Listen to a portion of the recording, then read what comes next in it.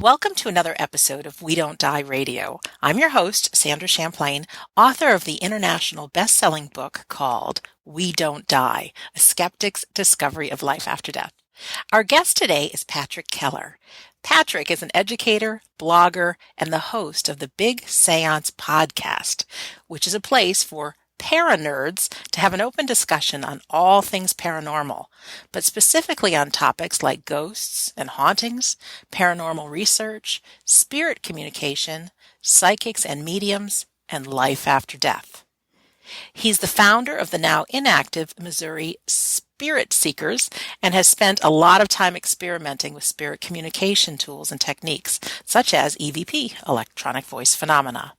Patrick's education includes a bachelor's and master's degree in music education, but does refer to himself as a nerd that loves spending time in cemeteries taking photographs. For more information on Patrick and his Big Seance podcast, feel free to visit bigseance.com.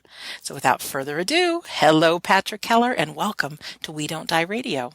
Yay! Hello, Sandra. I'm so excited to be here. Thanks for inviting me. Yeah, no problem. I mean, I thought I was finding you randomly, and I found your website. I'm like, who's this guy? And I write to you, and you've already written about me on your blog. I thought, oh, you know who I am? Yeah, there are a lot of posts out there. I used to, for a while, I blogged daily before the podcast. Oh, you busy and man. So I was looking for I was just craving topics and things to write about. And, it's just kind of gradually morphed into a different form, like the podcast. Yeah, it's all excellent. I mean, it's all great information and you get to share. And of course, you and I both are researchers and, are fascinated and, everything we get, we want to share with other people. Exactly. Yeah. So how about a little bit about you and your story and how this whole world opened up to you? I mean, have you always been as a young man, were you interested in this kind of thing? Or, well, I'll let you speak. Oh, well, that's okay. I feel like I'm not typical at all. Okay. I've always called it my spiritual shift. My listeners have heard that several times. Okay. And it didn't start until less than 10 years ago, honestly. I'm sure I found ghost stories and things like that to be cool growing up. But in general, and I know a lot of your listeners are very interested in the, life after death aspect. And, there may be some listeners grieving and things like that. My family, I've experienced very little death, honestly. Okay. And so for me, it's just been a cool thing that all of a sudden hit me. It was a combination between nerdy things like Ghost Hunters coming out, the TV show. Yeah. And then James Van Prague's Ghosts Among Us. It was a bin that I found at Borders, I think, at the time. I don't know if it was a bargain bin or something. And I just found it and I went, that's interesting. And that led to this year or two of nonstop, like book a week reading about paranormal, spiritual topics. And there were a lot of other, I'm sure, little things that went into, it was pretty much a summer where all this hit me.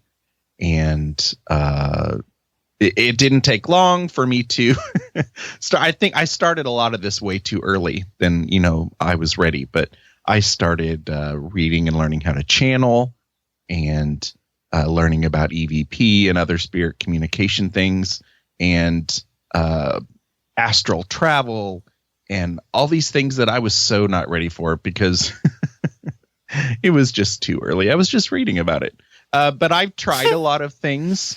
And I've taken a few classes on mediumship and things, but in general, I don't tend to have any abilities.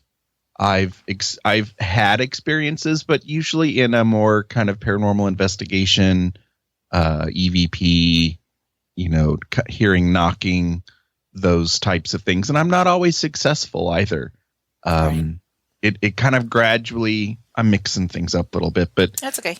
After the blog and podcast, I still do some spirit communication stuff occasionally. I've been a big fan of the Ouija board, which is interesting because I've never gotten any response from the Ouija board. So I'm fairly open about that, and I'm also kind of openly skeptical about things. And I call myself a paranerd. Yeah, it's so great you bring up the Ouija board because I just had a guest on that was really anti, and he's a medium. And then one of my upcoming guests that I'll be interviewing within the next couple of days, like that's her specialty, like tying that into spirit communication. And then to hear you speak of it, I'm like, yeah, because, it doesn't have to be something out of the movies. It's simply a tool with letters and numbers on it that if, messages can come through, they certainly can be good ones, So I'm open. Well, I think a lot of people automatically think about that one experience they had, which I never had, by the way, that first Ouija experience growing up. Yeah. They think about the party they were at, or a group of kids, or, maybe it involved alcohol, or maybe it was college. And it's like, well, duh. Of course you're going to have a weird experience if that's what it was. I mean, I have a hard time, trying to use the Ouija board with somebody else right now because you don't want to not trust someone, but it's like I can only trust myself right now. So usually I use the Ouija board alone, and I know that's a lot of people frown upon that. But I mean, like I said, I always make a joke that the Ouija board sitting here being a coaster on my table because I've gotten nothing from it in like 3 or 4 years. So, well, maybe that's not your gig. I mean, I think for all of us, if there's something that we find that we're passionate about, we go for it, and then it just gets better and better. And so, could be now, could be never, could be 10 years from now. I know a lady that has a piece of paper. It's like a note card, good size note card. And she's got all the letters of the alphabet on it. And then she's got numbers on it. And what she does is she sits and she meditates and, she's got her eyes open, but she'll just follow whichever letters that she uses a little crystal that's flat on the bottom, and it'll point to different letters. And what she writes are these beautiful poems of philosophy. And I mean, it's fantastic, but I mean, it's the same kind of thing. You're being directed to stop your finger at certain letters and things. And I mean, she's got some really profound words of wisdom. So, I mean, it's the same thing, I think. But anyways, it's fascinating. Ouija board and back onto you. What in your travels, if just because the title of the show is We Don't Die, do you have any stories that make you really believe that, life after death is real and we as human beings have nothing to fear as far as, when our time comes? It's interesting. There was a week or two, I think it was 2 weeks, where I decided, this is when I jumped into my first heavy EVP experiment. And I think I went like the first week without really getting much. And when I jump into things, I tend to jump hard into things and I don't go halfway, and I'm very OCD. And, you get all the right equipment and you just do everything that's the way it's supposed to be. Yeah. And of course, I'm a teacher, and of course this was a summer, so I had time. But, I was spending probably several hours, 2-3 hours every day on this. And, trying to do it right, doing my research. And all of a sudden, it was like a week into it, and I started getting knocks. Knocks. And, I'm fairly skeptical too, but knocks that seem to come through the wall or the ceiling, different places in the room. And, my mind automatically goes to, okay, well, I know, you get familiar with noises around your house. Whether it's the boiler or, right, something. that kind of thing. Yep. Like I know that, and this was in our previous house, but I know that when you would turn the shower off, or if you ran hot water, it would knock a little bit in the wall for like a minute or two, and you get used to those things. But these knocks were coming from near me in the room I was in, and they didn't always sound, like educated responses, but often they were very clear and obvious. And this happened on about, I'd say, 2 sittings for sure. And in my mind right there, I was like, there's absolutely no way that this could have any other explanation. And I think I've had a really good, strong faith that life after death exists. I mean, I don't think you could read about this stuff and be like, no, it's not true. Right. Yeah. But that was very cool. And that was kind of early on in my journey. And, I don't have a lot of people around me that, kind of join in this nerdiness. So you're privately celebrating all of these cool things. And, I've had my little experiences. I've had a dream every now and then that I feel like has been a visit. I have a story yesterday, actually. These things don't happen often, but yesterday I was watching. Do you ever watch The Hollywood Medium? Yes.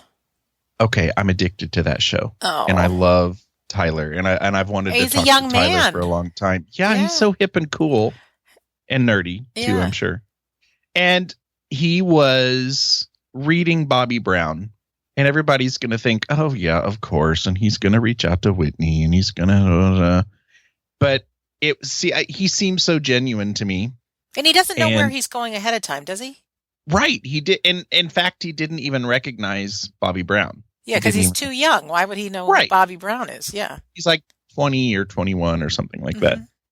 And it's so moving and touching. And I watched that whole segment. It was the last segment of the show, and Bobby Brown cried and was so appreciative. And it was definite validation that Whitney and her daughter both came through. Yes. And I picked up my phone to go, do some work in the kitchen. And, I finished lunch. I was watching the TV. And I never, ever have Apple Music or any music going on my phone. I know that sounds weird because I'm a music teacher. But most of the time I have a podcast going. And I know weird things sometimes happen with devices and stuff too. But I picked up my phone and woke it up, an iPhone. And my Apple Music was open, which I probably had been a week or two since I'd used Apple Music. And it was Whitney Houston's One Moment in Time. Staring at me on the phone. And so I listened to it, and that's always been my favorite song. Now, I probably haven't listened to that song in a few years, and for sure I haven't listened to it on Apple Music. I haven't had Apple Music that long. And I just thought, thank you, Whitney. Whether it was Whitney or my guides, I don't know what it was, but she's always, as a musician, she's, later on in life, you start realizing how much these, even if they're, cheesy pop stars, but their music and their life kind of had an effect on you. Oh, and so that was cool. And that was just a simple little thing. And just a little reminder. Yeah. I was just like, that's cool. I need these every now and then. They don't happen very often. This is interesting. A little bit about me, so I just went to the Arthur Findlay College and took a course on trance mediumship, and people in my life. I'm very jealous. Yeah. Well, thank you. It's awesome. But anyways, people in my life know that I'm into this life after death stuff, but really aren't too interested. And so, some of it's starting to get a little bit weird, and I'm thinking, oh, my poor mother someday is going to hear from somebody. Oh, did you hear Sandra went to a seance, or something like that. And I'm thinking, God, I gotta tell her some of this stuff, or else, if this does come from another person, poor thing's going to think I'm just a nut job. And so a devil worshiper. Yeah. And so, because a lot of it, she says, just go do your thing. You don't need to tell me about it. If it makes you happy, it makes me happy. So it's not like I'm hiding anything. Well, so this last week, I really witnessed some great things in England.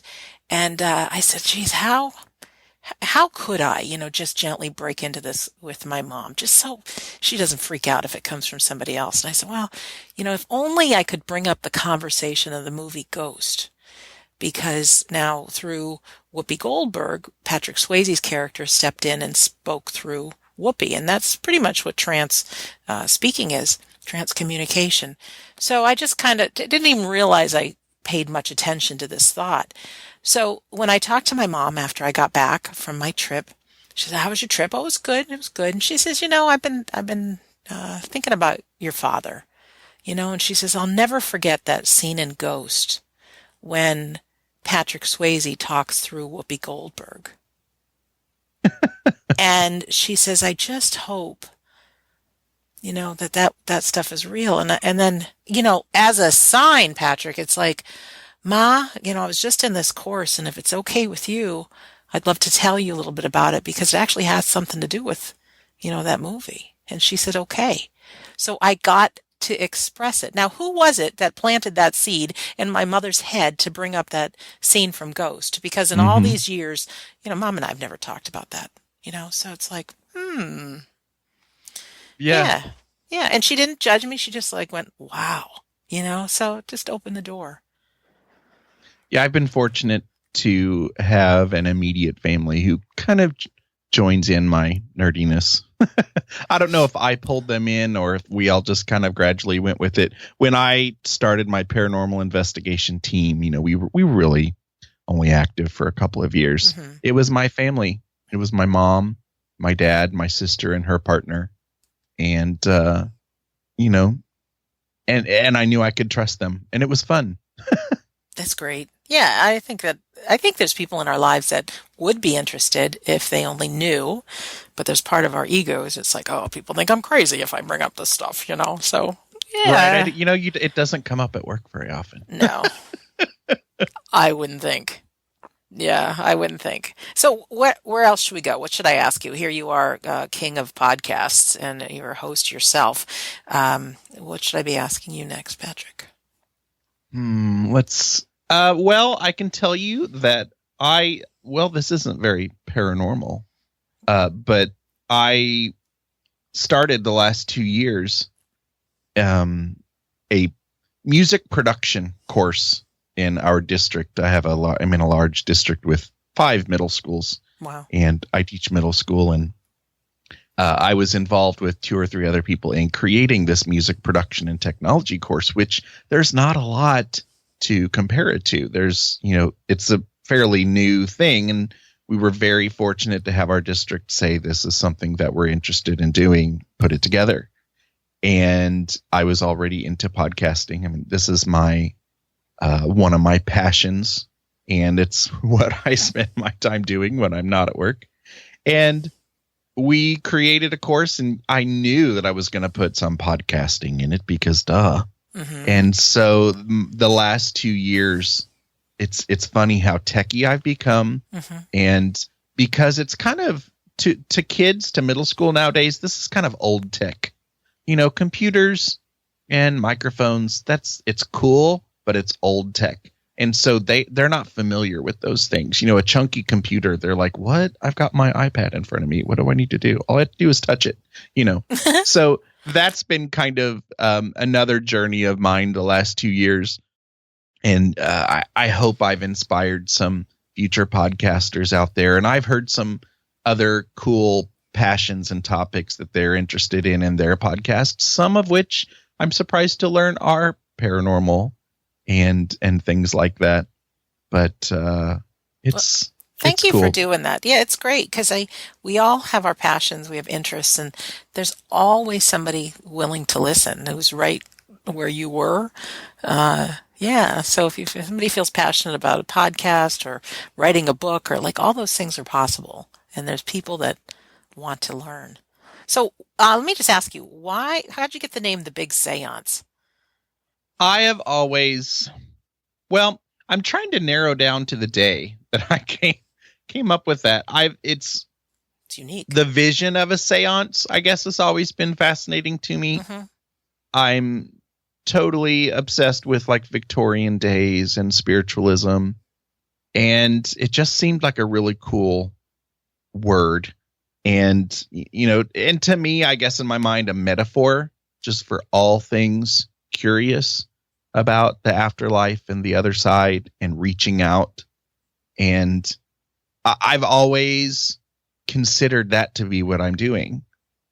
Not so much now. I don't really experiment as much now, but there for a while I was really heavy into it. And reaching out and just looking for any message, any sign, and having respect while doing it, and just wanting to learn and being moved by it all. Yes. And I guess it's just a metaphor to me of anything in life where we're not sure, but we have faith that it exists. And for some people that might involve, passed over loved ones. And I don't think it has to be something cheesy like a physical seance with crazy stuff flying around. But I think it's just a metaphor of reaching out and wanting to find answers. And I think a lot of things that we do, and you and I probably, are a seance, even though it might not necessarily be around a table with a spirit trumpet and things like that. But and then I don't know how the Big Seance came into it. I don't remember that, but no, that's right. Yes. It fits just about it. I've never come into a situation where I'm like, well, this doesn't fit my whole nerdy Big Seance thing. Yeah. Yes. I think it all fits in my mind. It does. And somebody said not too long ago to me, the word seance, just, you start envisioning, some creepiness and, people gathered in circles and the lights going out and trying to bring through people. But they said that the meaning of the word seance, or I haven't checked this, but it means meeting, like coming together in a meeting. And so it perfectly fits what it is that you're doing. And, you seem like you're on the exploration too. How many episodes do you have? I think I'm getting ready to produce my 93rd. Congratulations. Thank you. Yeah. I usually produce an episode every couple of weeks. Mm-hmm. I wish it could be like a full-time thing where that's all I did was pump out episodes, but I tend to put a lot of thought and editing. I get kind of crazy with editing and sound. And so sometimes people would probably laugh at me or think I wouldn't last a day on that, but sometimes I'll spend 10 hours on an episode and I have to force myself to stop. So doing an episode every other week is plenty hardcore for me the way I've been doing it lately, unless I figure out how to chill a little bit and just do it and put it out. Well, the Sandra School of Podcast is record it unless there's, a coughing or sneezing spree, put it out there, and and I don't have all the gadgets and the microphones and everything, but I know our words are important. And sometimes, we can listen through the static or whatever, really, to hear the words that are meaningful for us. So you're passionate about your podcast, yes? Yes. Yes. And what is it that why are you so passionate about it? I had to tell you, it was a little show called the Paranormal Podcast. I'm sure you're familiar with Jim Harold. Yes. And I think it was after I got my first iPhone. I was told they said, have you heard about these things called podcasts? And really, I was like 3 years late for when podcasting came out. It was like 2005, but this was 2008. And in those days, even if it was your iPhone, if you wanted to listen to a podcast, you had to like load it up on your computer, get a cord, and yes, all that. It was a little different, but actually it was before my iPhone, because I think it was with an iPod, and that's how people started listening back then. You must be old, Patrick. Sorry. It seems old when you start to. I mean, podcasting has come a long way in 12 years. It was I'm quite kidding a bit more with complicated back then. Yeah, I'm kidding. I'm kidding. And for probably 2 years, the only podcast I ever listened to was Jim Harold's Paranormal Podcast, and I would listen to it religiously, and I would wait for it. It would be like my Saturday activity, and I would miss it if he was late or if he didn't put it out, and I would contact him and say, oh my gosh, I'm so excited, what's coming? And I just loved it so much. And he already had, 100 or whatever episodes by then. So for a whole summer, I just binged every one of his episodes, and it was kind of my own little education into paranormal.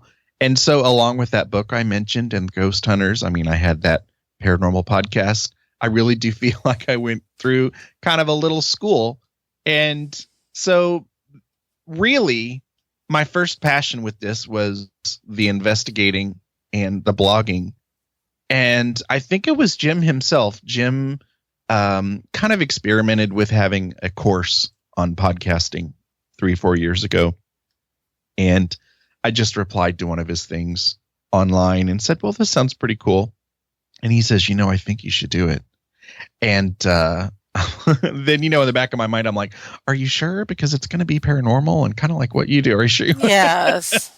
But he taught me. I joined his course, and I think I was his first, graduate of his course. And since he was all I knew about podcasting at the time, it totally made sense. And I hope I've kind of grown into my own thing now. I try very hard to not be just a Jim Harold clone. I think I've got my own nerdy thing going on, but I've been very appreciative of his inspiration, and he does excellent work. And I think after blogging was very cool, but I think it's where I needed to go. So, every couple of years you get kind of a new, I don't know, like there was a summer I crocheted for a summer. Oh, yeah? And that was really fun and I loved it. And now I'm like, okay, that's done. It's been years since I've crocheted and I don't care about crocheting, but that's kind of how things work with me. I don't know if I'm hoping podcasting is forever, but it was just one of those things. It was a fascination and an obsession, and I jumped into it, and I don't do anything halfway. I don't have kids, so I can, sit here for hours at a time getting my nerd fest on. You're so funny. But also, it's been I'm assuming you're like me, that each guest you speak to, you get something for your own life out of it. Absolutely. I've got a lot of friends now that have just been guests. When I first started coming up with, my guest roster, I went to books. Mm-hmm. Yes. Your book was one of the hundreds of books that I went through in, a year or 2 or 3. And I said, okay, I'm just going to start reaching out to all of these authors. And then I started talking to them. And I also have some guests that, well, let me back up. I said from the beginning that my tagline was kind of going to be my paranormal world. So the Big Seance, my paranormal world. Uh-huh. And so I really wanted things to resonate with me if I was going to cover anything or research anything. And so I just kind of naturally, what popped up in my face, what was on my mind at the time, the books that I was reading. And so sometimes it was just a listener that popped up and emailed me and said, hey, this was so cool. I was moved by this. And I'd say, okay, cool. Come on, let's talk about it. And that's how I ended up meeting a few of my medium friends from the UK, which then kind of led me into learning about how things are in the UK with mediumship and all things spiritual. And they're very good friends. And then those connections lead you to other connections. That's how I ended up getting connected with Uri Geller and Guy Lyon Playfair, from the Society for Psychical Research. And good so for you. I know it was such a cool experience, but I didn't reach out for that. It kind of landed in my lap because of just soaking myself in the community of things that naturally kind of come my direction. I'm very much an introvert, so I don't throw myself out there a lot and say, oh my gosh, I must have this guest and they're a big name. I must have that guest. And so, and there are times too where there's a couple weeks where I'm like, what am I going to do? I'm not, nothing's going on this week, but sometimes you have to stretch it a little bit, but I really want it to be something that's kind of natural. that resonates. I don't know if that answered your question. I don't even remember what the question was, so it's just fine. Patrick, are there some common threads from the people that you've interviewed about life after death, about maybe how mediums can communicate with people? Anything that you can think of, purpose of life, those kind of things that you seem to be like an underlying message that seems to come through? Well, what popped in my head when you asked that was that moment early on in my spiritual shift, like I was saying, when I was reading a lot of books by mediums and psychics. The first thing that popped in my head was that moment when I decided I wasn't scared. Oh. I wasn't afraid. I grew up with dogma of kind of a Southern Baptist background, and I'd kind of run away from that and was in this state of, I believe in God, the dogma is what I was kind of running away from. Mm-hmm. And, you don't know what you think about heaven or hell or a devil with horns and, is heaven in the clouds? What is it? And kind of early on in this spiritual shift, I read so many books by psychics and mediums that were starting to have that thread that you're talking about. Yes. Saying the same thing. And I was like, it was even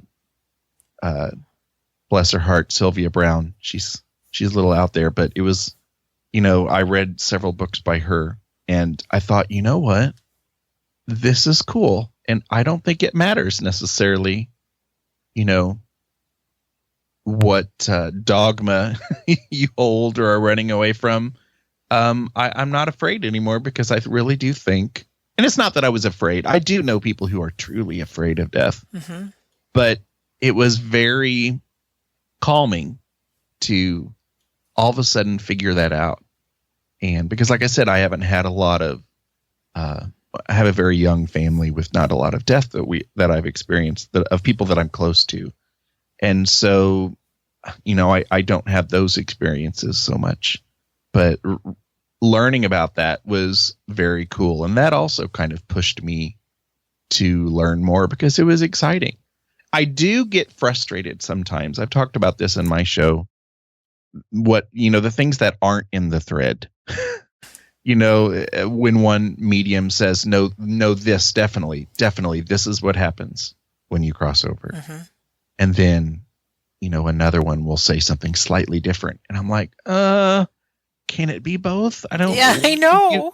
And I think that comes with reading so much at one time. I was reading about a lot of psychics and mediums, and that led me to believe that, I think maybe it's just different for everybody. There's that kind of open concept of when I cross over, whatever I expect to happen, maybe that's what's going to happen. Maybe that's what I'm going to see. Maybe these are the buildings that I'm going to see when I've crossed over. Maybe it's not going to be the exact same shaped building that Sylvia Brown says it's going to be with the Akashic records or whatever. Maybe I'm going to expect a roller rink and a Barnes and Noble, and maybe that's what's going to be up there. I don't know. I'm being really no, but it's true. When you think of our lives, if somebody has never been to planet Earth and asks us, what's life like? Well, we got billions of people that are all going to tell a different story. Because there's going to be certain threads to it. You need sleep at night and you wake up and there's this food. But, short of that stuff, it's like we all have our different independent journeys. And I personally think in the death process and near-death experiences and things, that it's just as individualized. Certainly there's some common threads. But it's different. And also, we all have to deal with this ego, the mind that thinks we're all knowing and we're all so great and special and gets us to be afraid and, all this stuff, like everything mm-hmm. from it doesn't, I've interviewed my fair share of mediums and psychics, and there's some things that resonate is the truth. And I ask people, always really look for what resonates within you. But then there's been some wacky stuff. And it's like, well, I got to remember all this channeling or all this information. Everything actually does go through the mind of the person. Right. So right. don't if anybody's interested in following the path of, and I think you are because you listen to my show and now perhaps Patrick's as well, but listen for what resonates for you in your life. Don't take anybody's word for it that it's going to be this way. What works for you? Patrick, what do you think the point is of life? Any sense from your interviews and your own experiences? Well, to me, it makes sense. I know some people roll their eyes when they hear that life is a school or that we're here to learn, and reincarnation kind of, I guess, comes into question and play there, where how many times do we need to come down to replay this, to learn lessons and things. But to me, that kind of makes sense. And yeah, me too. Yeah, it makes sense, keeping you to be a good person. If you're going to have to come down and replay it, maybe in a situation that's worse. Yes. And I'm speaking about it very simply because I'm definitely not an expert, and I don't have the words. But that, to me, that makes sense, and I like that idea, because I guess isn't that something that sometimes someone who doesn't believe, or I like when you meet an atheist and they start talking about why they don't believe, and I'm like, well, but what keeps you a good person? I don't know. Maybe that's its own dogma too. But because I know very nice atheists. Sure. Like, well, there should be, there's something going on if you're, I don't know, maybe being a good person doesn't have anything to do with it. And that was a weird tangent. No, it's all right. The woman who just taught my course at the Arthur Findlay College, she was an atheist. And then weird stuff started happening to her. And, things coming into her mind, and, and just hearing her journey. I mean, some of those are the most fascinating stories. Mm-hmm. Which reminds me, do you have any favorite episodes of yours, or certain guests that you went, wow, any of those eye-opening, inspirational, mind-blowing kind of conversations? Well, I can tell you that my conversation with Uri Geller and Guy Lyon Playfair, they were both those big guests that just landed in my lap. And I was I'm nervous anytime I interview somebody, by the way. Every time, it doesn't matter who it is, I sit here and get nervous about it. Me because too. I'm not a journalist, But, you are, nerd. You are. Yeah. Those two experiences were very cool, and to hear them just be human and enjoy a conversation, that was cool. And I really had fun researching and preparing for those. But also recently I had Shannon Taggart. Have you heard of Shannon Taggart? Is she the one who does the spirit photography? Yes. Yes. For like 15 years, I think it was something like that. 15 years. She's been to Arthur Findlay. Yeah. She's done Lilydale and has spent a lot of time, mainly in Lilydale. And she's a photojournalist and takes pictures of not just, the crazy physical stuff that would go on in sittings or seances, but also just life, like in Lilydale, and of the mediums.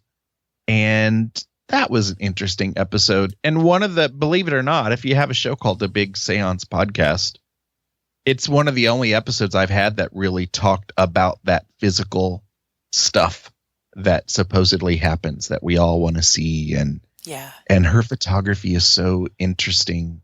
And some of it, we talked about it in that episode that I had with her. Some of it looks scary, but not at all. She's like, that's not what it is. It was a very cool experience. And that was cool. I talked to a lot of psychics and mediums, and some of them you've never heard of. Right. And some of them you have. Yeah. And everybody has their cool moments that makes them special. And, like I said, meeting people has been really, really cool, and to kind of add their friendship to the Rolodex. It's nice.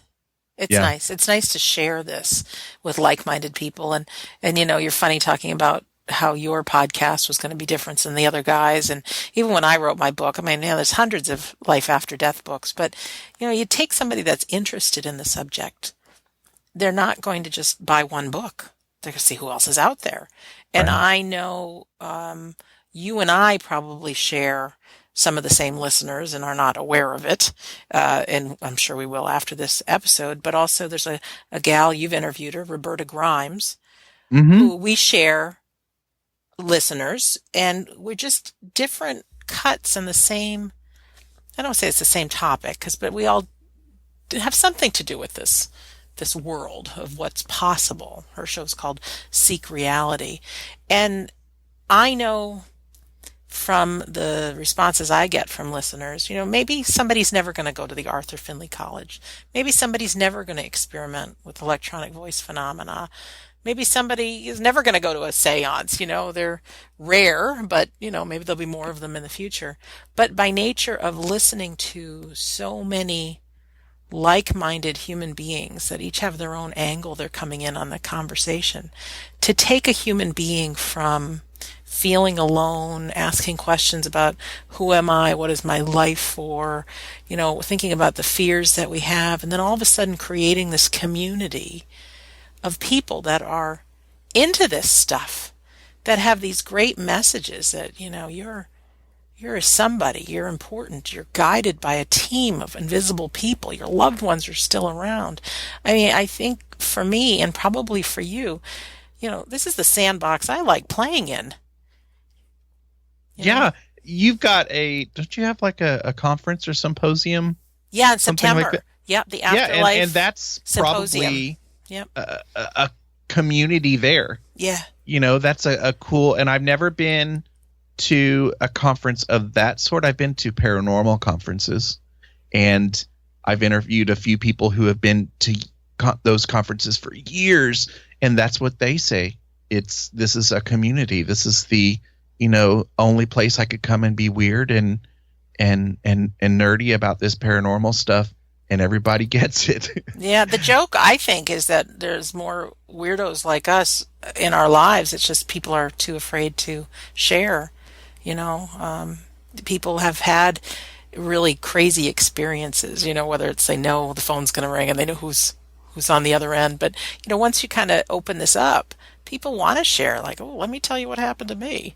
And I think, my vision for the future is that not just having these podcasts to turn to, but people end up creating groups in their community that you can get together. You're not necessarily going ghost hunting, but you may be, but you have a group of like-minded individuals. And I tell you, whether it's the invisible world that's around you, empowering you, and with addition, people that are alive and well, that are your friends and are supporting you and what you're up to, makes one heck of a great life.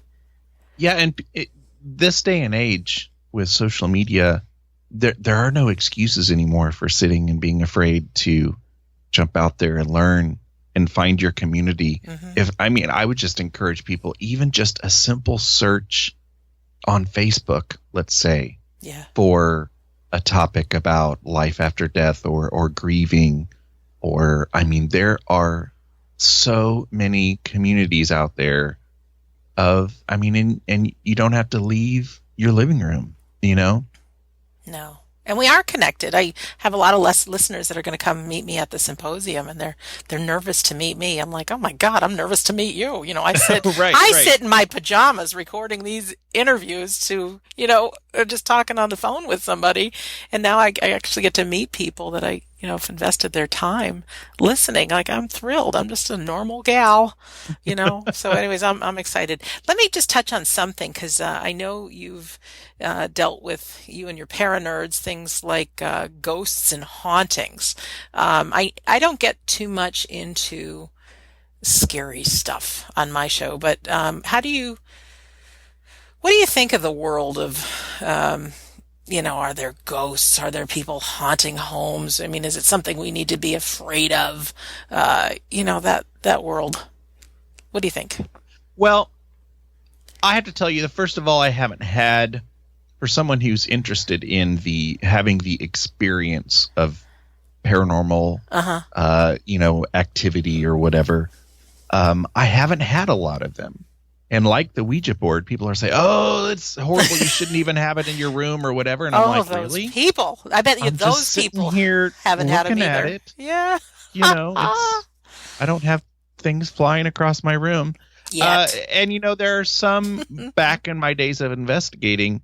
There were some experiences or some cases where nothing happened, and I'd spent months going through everything. I would have even welcomed something scary. Yes. And nothing happens. But to me, and I'll go back to kind of what I said about Shin and Taggart, people often, I have those two listeners for my podcast. I kind of lump paranormal and spiritual in my brain a lot because to me, it's kind of one question. It's one bubble. But I've had to learn to realize that I've got people that tune into more of the spiritual things and people who turn into more the quote paranormal, haunting ghost things. But to me, none of that is scary at all. I've been known to cry in a paranormal investigation before because you might not have gotten a clear response from something or someone, but just feeling that I think maybe I could be communicating with someone. And if all of a sudden you're in that moment, what are you going to ask?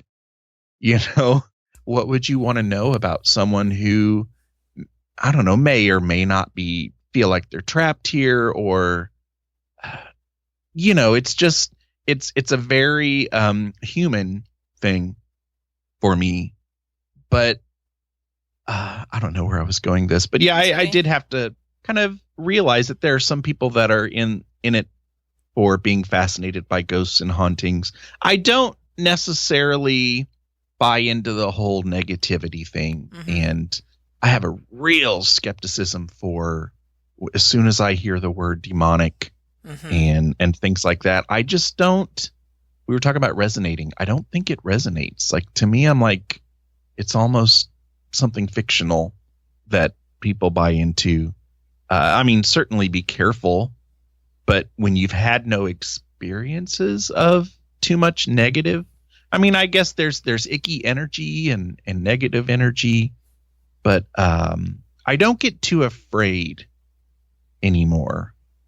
And I don't want to write off experiences people have had either. Right. But I don't get too afraid. I think it's all cool. Now, yes, if I watch a really super freaky movie, I'm going to keep the lights on for a while, things like that. But I think a lot of that is our mind. But I also since I don't watch scary movies as much as I used to. I know a lot of time people who kind of go through their own little spiritual shift will say that they just don't go there and they don't have the interest anymore. I am a sucker for a good, haunted house movie. The old school haunted house, ghosts. I don't think I'm ever going to get that nerd out of me. But it's also just fun. It is. I just had this thought. Tom and Lisa Butler, which I'm sure you know them, behind the scenes at Electronic Voice Phenomena and the Association of Trans Communication. They're the ones that got me started in the world of doing these recordings. But, they told a story. They were behind the scenes when the movie White Noise came out back in whenever that was, the 90s, I guess. And their intent on sharing this technology was, what they were getting through was all these great loving messages, some humor, and then all of a sudden a horror film comes out. And I think they had told me, one of their first reaction was like, oh no, that's not what this is about. So on one hand, you think, you don't want people scared that you're going to get these crazy, scary messages because of the movie. But on the other hand, what they said is that movie brought a technology that no one's heard of before. So it got hundreds of thousands of people interested in doing these recordings. And I think probably like going on the paranormal search for some ghosts and hauntings, if that's the thing that gets you in the door, opens the door for you to check out what's possible, I think that's the time that there can be so much more coming. And sometimes people's spiritualities come out of it. You think you're going after one thing and something else comes out of it. So it's been really great. So without that scary movie, White Noise, there's thousands of people that would have never, found out some of this information about their spirituality and, the bigger picture we have in life. So not all bad. I'm not, I don't follow too much of the ghostly stuff, although, if what I have experienced is possible, certainly there could be other things possible. And of course, if we want to feel joy, we have to feel pain. So, if there's positive experiences, I suppose there could be some negative stuff out there too. Mm-hmm. But, I seem to attract what I pay attention to, and that's the good. Which absolutely. I think you do too. Yeah. So we're coming about the top of the hour, which time goes by really fast. What do you want to share that I haven't asked you about, or if there's something, or if you want to just tap into your own inner wisdom and maybe leave us with some kind of message or inspiration, or nothing at all? It's fun. I try to humor's good. Yeah. It's like I'm so not an academic, and so sometimes these final closing pointers are not good for me. But I just want to. Yes, you are creative. Yeah. I also kind of ramble, and I'm sure I've bounced around and rambled today. That's right. You're a good man. I just want to encourage people to, follow their passions and don't be afraid of, judgment and what people think. And if you're, looking for some kind of spirit communication information, or just ghosts and hauntings like we've talked, but also more spiritual things, there are plenty of spiritual topics on the Big Seance Podcast. Come check us out. And yeah, I have my own community on Facebook. The Big Seance Parlor is what we call that on Facebook. And that's been a cool kind of community to see grow as well, with a lot of my listeners who, are true paranerds. And so I want to invite people there too. But yeah, find your community and read a good book for real. I've slowed down on reading books. And I think with phones and devices these days, I think we could all use a little lesson of tossing the device and picking up a book again. But pick up a book. What are you reading right now? Do you have something? What am I reading right now? Yeah. I am reading, what's it called? Seeking Jordan. A father who lost his son, very appropriate for this podcast, lost his son and began, he was a skeptic himself, I believe, and began communicating with his son. It's another one of those we don't die kind of revelations. I think it's Seeking Jordan. Okay. Jordan. Pretty cool. Yeah. The book not a big, huge book. You mean not a lot of pages, or small? Right, yeah. Sorry. Not a lot of pages. It's not very heavy. Yeah. Well, sometimes you don't need that. You just need some inspiration. I've got in front of me the book called This is Spiritualism by a guy named Maurice Barbanel. And he was a reporter back in the 30s, 40s, in that heyday of all the seances and things. And he never believed in any of this kind of world. And he actually went to a seance as a journalist to see if there's any credibility in it. And what happened to him is he thought he fell asleep, and he didn't. He started channeling the words of one of these ascended masters named Silverbirch, who there's books and books and books of this wisdom written. And he was also the editor of Psychic News magazine.